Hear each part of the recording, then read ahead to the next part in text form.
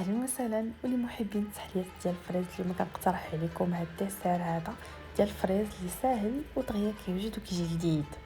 غادي نحتاجو البسكوي، اي نوع ديال البسكوي عندكم ولا اللي كتفضلوه. غادي نطحنو في الهاشوار وغادي نديرو في كويسات كطبقه اولى على هاد الشكل هذا. خديت بوش ودرت فيه كريم شانتي اللي ديجا طليته مع شويه ديال لوغو ديال الفرامبواز اولا ديال الفريز على حسب متوفر. درت به طبقه ثانيه وكنوضع عاوتاني البسكوي كطبقه ثالثه على هاد الشكل هذا كما كتلاحظوا. عاوتاني كندير الكريمه كطبقه رابعه. وبالنسبه للطبقه الاخيره اللي هي الكلاصاج عندي هنا شويه ديال الفريز، شويه ديال السكر، واحد شويه ديال الماء، غير ربع كاس ديال الماء باش نطحن داكشي حيت ما عنديش الميكسور. وصافي درت داكشي في الكاسرونه، زدت شويه ديال النشا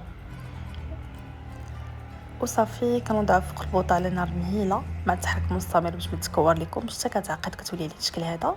وغادي نوضعو كطبقه اخيره وصافي كتدخلهم الثلاجه حتى كيبردوا مزيان وكيشدوا راسهم وكتقدموهم وصافي هادشي اللي كاين بالصحه والراحه.